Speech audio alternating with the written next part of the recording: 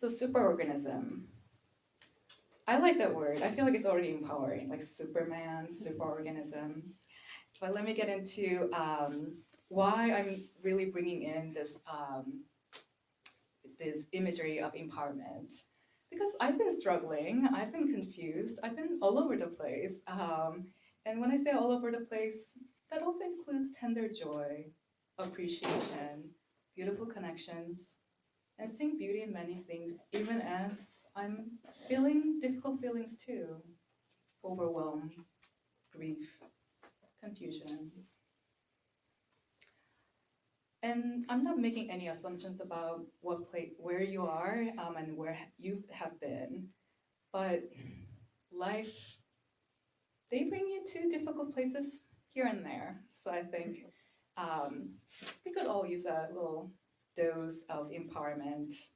You know, c'est la vie, life is complicated, etc., etc. And a tendency that I notice in myself when I'm having a hard time is that there's this kind of like zoomed in, like constricted perspective of like, oh my God, just not being able to pull out and have the spaciousness in seeing how I'm feeling, what I'm experiencing, what I think is happening in the world. And I wanted to kind of invite in nature metaphor to invite in this bird's eye view of spaciousness, because that is all in us. And we just need to tap into that sense of spaciousness to tap into our calm as well. So superorganism is the nature metaphor I'm welcoming in. And I know there's a lot of nature lovers in this room. Yeah. So let's see. This is a quaking aspen tree forest in Utah. And this is a biggest tree, see how I said tree, in the universe. Smithsonian Magazine wrote an article about this. Sweeping across 107 acres of Utah Fish Lake National Forest is one of the world's largest organisms. A forest of some 47,000 genetically identical quaking aspen trees, which all stem from a single root system. Pando, as this organism is known, its name is Latin for ice spread, has been growing for at least 80,000 years.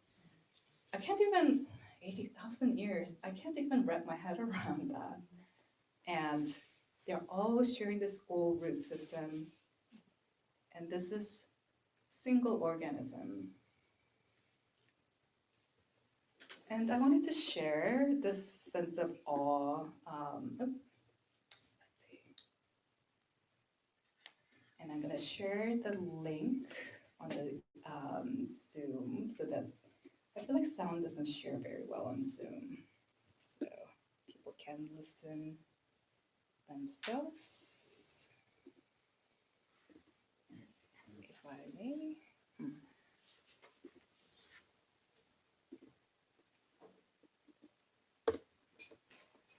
Jake, could you share the link I sent you? Somehow not letting me send that link. And if I played my preparation game right, I'll be playing a sound of this forest for 15 seconds or so.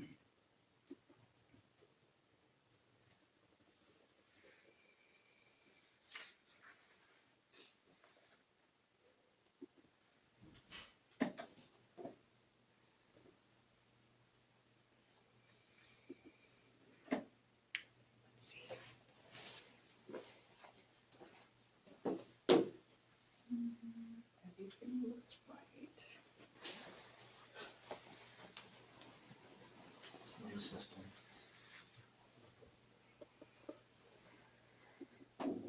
Oh, there it is.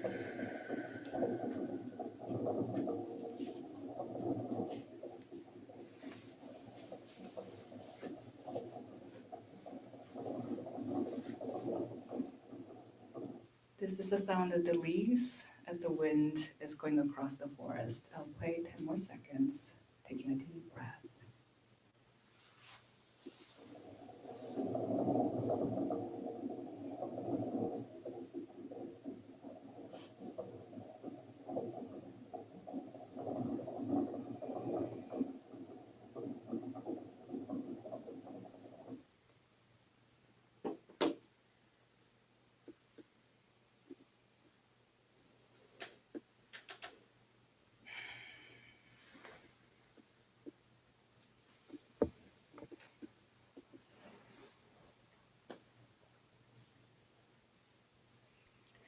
So this is the sound of a single tree technically, except 47,000 trees.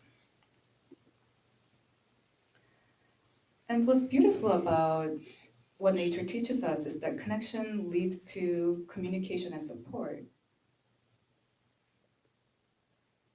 This is Science Magazine.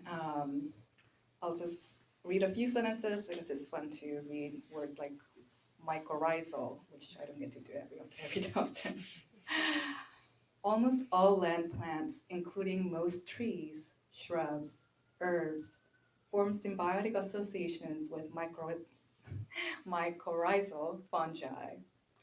These soil fungi acquire nutrients that they transfer to their plant host in exchange for carbon. And I got excited over the quotes, but let me skip some of those because it's a lot of dense wording. But this is one image that comes in the Science magazine, how trees are connected through a fungi network. And there's Dr. Suzanne, who puts it in a more digestible way, although I get excited about certain unusual words. She says, trees are social creatures that communicate with each other in cooperative ways that hold lessons for humans. Trees are linked to neighboring trees by an underground network of fungi that resembles the neural networks in the brain.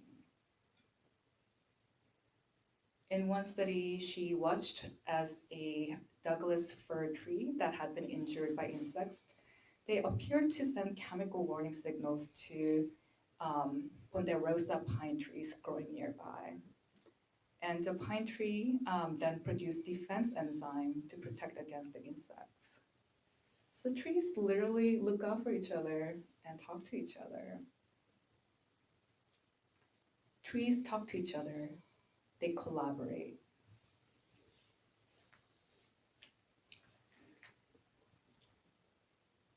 And if you were to imagine 47,000 trees communicating and collaborating, looking out for each other, the possibility seems so vast. And I think this point of view, bird's eye view, can be so helpful.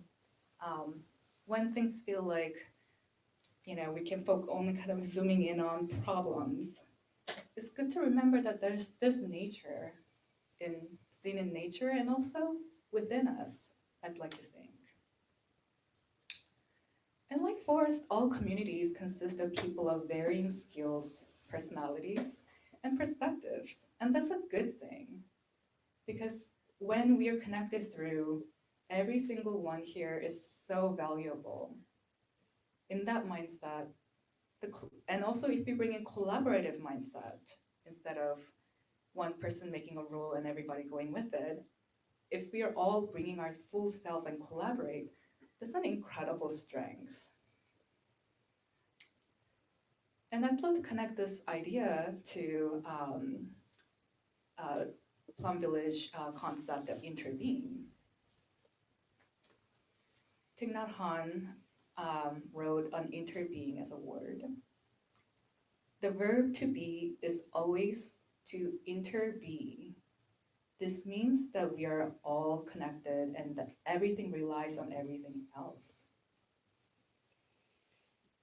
By taking care of another person, you take care of yourself. By taking care of yourself, you take care of the other person. If you suffer, I suffer. If you're not safe, I am not safe. To interbe and the action of interbeing reflects reality more accurately. So he's not saying that this way of being, that your unsafety is my unsafety. This is not some stretch of compassion exercise that he's inviting us to do, although we can take it that way. He's saying this is actually the more accurate way of viewing the reality. We're connected. So in philosophical and energetic sense, we are already connected, but I'd love to expand on this idea. And sometimes when I'm sitting around thinking about my small world and my problems, it's easy to forget my connections. So I drew this thing to remind myself of my connection. So this is my project of reminding myself I'm more connected than I feel sometimes. So let's create something that will remind ourselves that we are already connected. That's the intention. So this is something as simple as this. This is hanging by the side of my refrigerator next to my calendar. And it's a drawing of a big heart that says community and small heart that says family. And it's branching out into different hobbies, different connections that I have. Music, meditation circle, poetry, rock climbing. So the invitation for the drawing here is to, in whatever way that speaks to you, you can use forest imagery or anything else, think about all the communities that you're connected to. Examples, but not limited to, family, friends group from high school, college, or whatever it may be, other hobby-related communities, and kind of write those names and draw it in a way that conveys interconnectedness.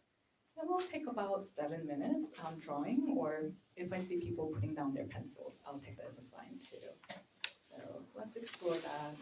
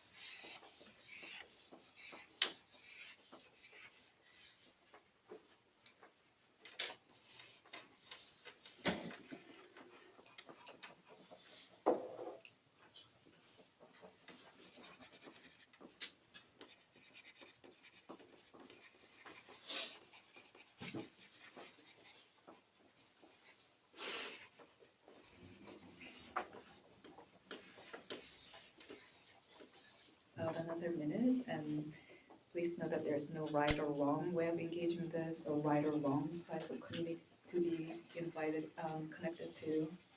Yeah.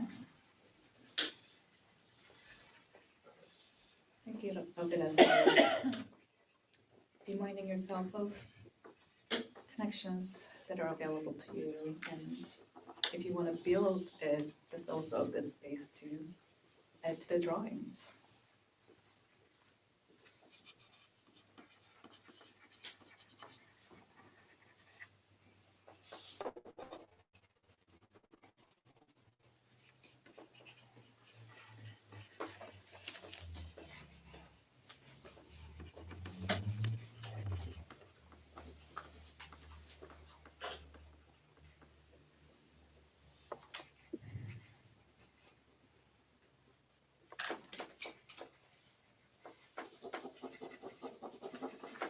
All right. Take your time to keep exploring, as I will be reading most of the stuff on the slides, so you can be listening in. Yeah. So, community building. If we are already connected, what does it mean to build community? Because when I hear that word, sometimes it seems like a lot of work. Build a community, community building. But here I'm trying to use that word in a little different way. You don't have to start a new nonprofit, new social circle, nothing like that.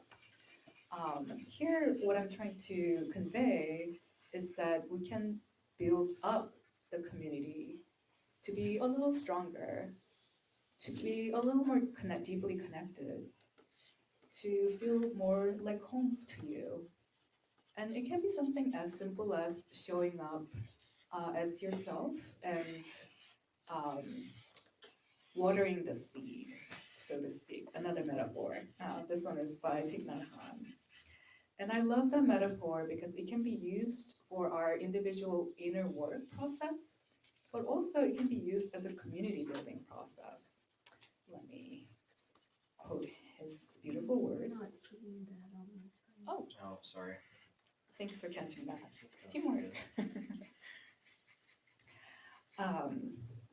Yeah, it's from this book called The Heart of Buddha's Teachings. I feel like this is one of my favorite book of all time in that he has a graceful way of writing about potentially difficult concepts in a graceful and easily understandable way. And I'll read the quote. Buddha said, in the depth of our stored consciousness, there are all kinds of positive and negative seeds. Seeds of delusion, seeds of fear and anger, and the seeds of understanding, compassion, and forgiveness. Many of these seeds have been transmitted to us by our ancestors. So he's again giving us a bigger point of view rather than our individual self. And we all should learn to recognize every one of these seeds in us. We should refrain from allowing negative seeds to be watered in the daily life. And this is how inner work of individuals and community building process and influencing community process can be connected. In this selective watering, we also recognize the negative seeds in the people we love and try our best not to water them. And we recognize the positive seeds that are in us and live our daily life in a way that we can touch them and help them manifest on the upper level of our consciousness. And recognize the positive seeds in the people you love. Water those seeds. Every time the positive seeds manifest and stay on the upper level of our consciousness for a while, they grow stronger. So he has this image of circle, where the top part is where potentiality of delusion or mindfulness, all the seeds that are at the bottom of the circle can arise and become visible. So the top part is where it manifests, the bottom part is potentiality. And we have power in that we can choose to water the certain seeds. So certain certain patterns can be manifesting and some certain patterns can be not manifesting as much.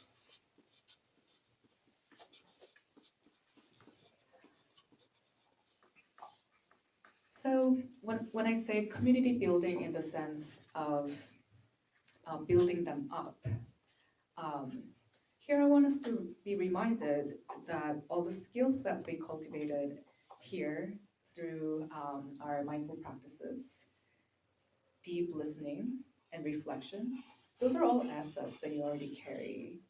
And when you show up to your communities, flaunting it, that's a great way of shifting the culture in your community. We've been exploring mindful speaking, deep listening, reflecting, and a lot more.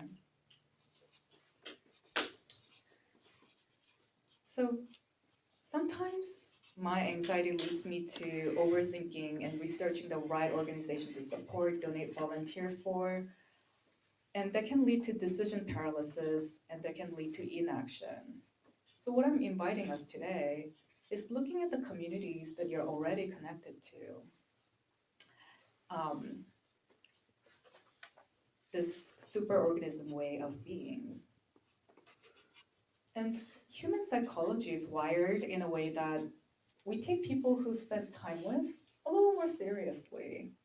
And that can be used for good ways.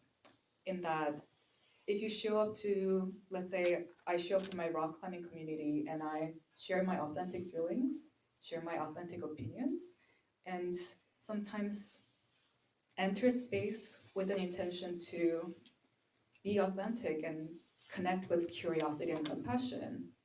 That's a way of watering my community. And that's a way of potentially shifting somebody's mind in whichever direction. And entering the space without expectation, of course. I'm not talking about entering the space to persuade another person, but truly authentically connecting with people. Because I noticed that in this space, I'm so comfortable, I will say anything on my heart, and I feel comfortable. But in some space, I show up in a way that, like, this is like how much you get to see me. This is how much I'm gonna say. And what I'm inviting us to do is let's use the skills we cultivated here in all communities that we are connected to, because that's how we strengthen our connections and use our connections and skill sets for the good of the world. And the good news is that people usually sense it when you approach in the spirit of compassion and curiosity. Like, oh, okay, that's how you feel.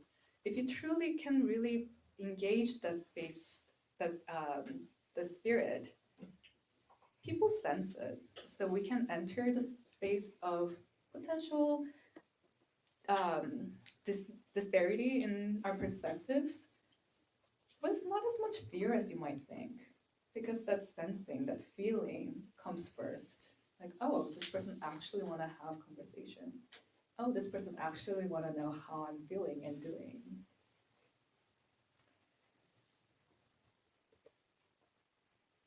So I'll give an example before we move on to the next exercise. In one of the communities that I listed in my drawing, I've heard something that I considered intolerant at a social event. And this is my way of disengaging. I just kind of wrinkled my nose and walked away, kind of away from the pod where the conversation was happening. But in retrospect, that was disempowering. I was just kind of like, la la la la la la. And next time I saw that person, I was just kind of like, dude. And it did not promote connection. And I felt like I had to silence my voice. So it didn't do anyone good. So I asked myself, if I were to connect to my curiosity and compassion, rather than disconnect and maybe a little flavor of despise,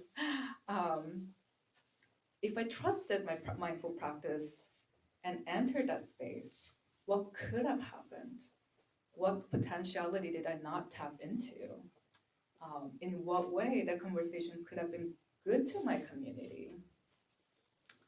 Because authentic connection is where we all learn about the diversity of perspectives and diversity of being, that it can be safe when we have the spirit of compassion and curiosity.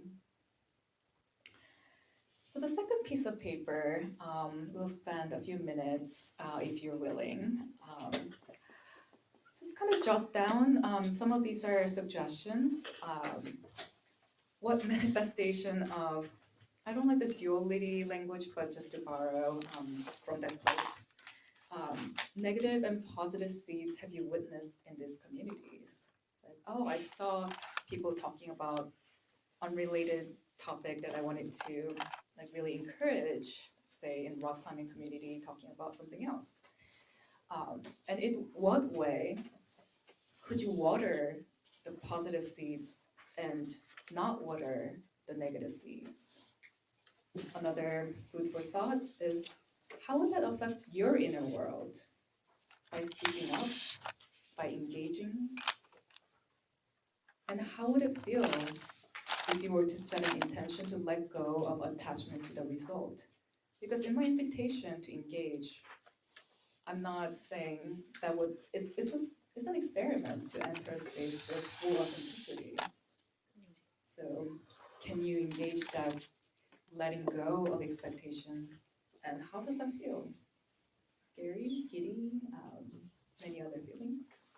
So those are just reflection prompts, but essentially look at your list of communities, think about possibilities, explore what would happen if I show up in full authentic self.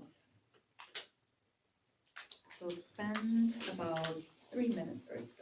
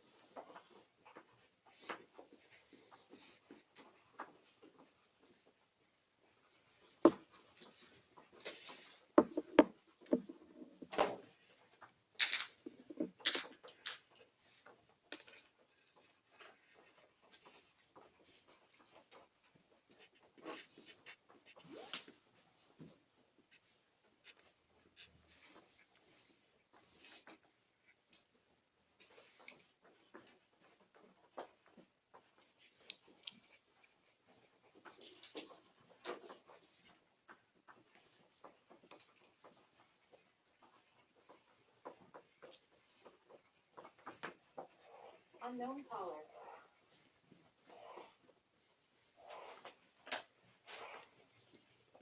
Right. As we're running late, not late, I'm speaking more than I meant to. Feel free to keep exploring those ideas as I share some of my thoughts. Yeah. So at the beginning and in the newsletter, I've mentioned that my intention for tonight is that you will walk away from this gathering feeling supported from within. And I hope you, if not today, tonight, I hope you do kind of reflection on how mindfulness practice is present in you. No matter how long you've been coming or which community you've been participating, if you're in this room, you had some practice. And mindfulness is a light, as Thich Nhat Hanh says, is within all of us, and we have made a point of cultivating it. So know that the support is within you, that you have that skill set, you have that awareness. And for me, the awareness comes and goes, and that's natural.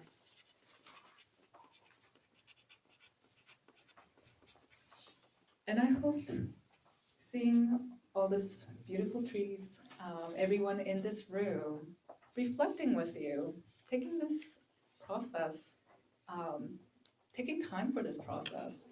So knowing that the manifestation of people who are doing mindful practice in this room, they're connected to all so many different communities and people.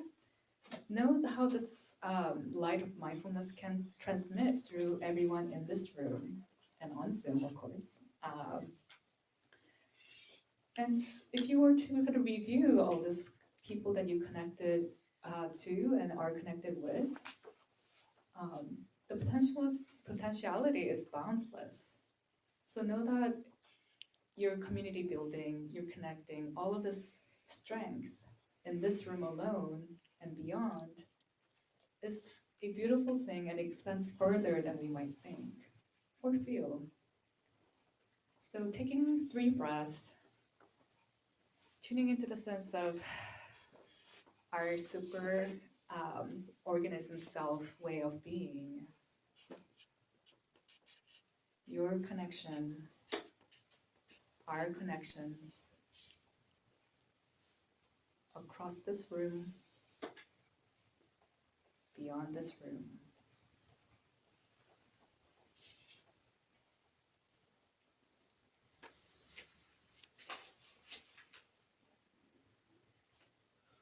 And I'll close this talk with something that you hear at the beginning of your sitting meditation every time.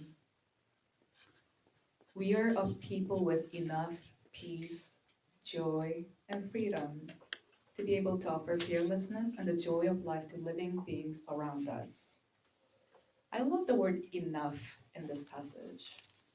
You don't have to be enlightened, levitating, shooting out halo kind of way of being to water the seeds within you and around you.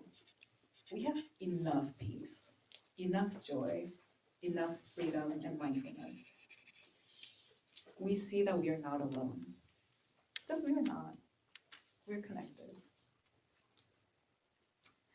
So my hope is that you tapped into that sense of expanded way of being. And I hope we can keep revisiting that space whenever we feel like the walls are closing in on us, or we heard a difficult news. So if we can remind ourselves of that forest, the sound of the forest, or any other thing that helps you feel expansive, connected, and this feeling of awe. Yeah, thank you for being in this space. May we remember that we are already connected, already well equipped for authentic connections. And when the time is right, may we enter each and every space we enter with the spirit of compassion and spirit of compassionate and courageous experiment. So I'll bow out here.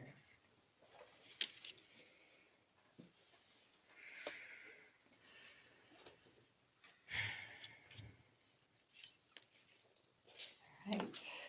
And I'll be making an announcement, and those are probably not that interesting for YouTube viewers. So if you don't mind stopping the recording, thank you.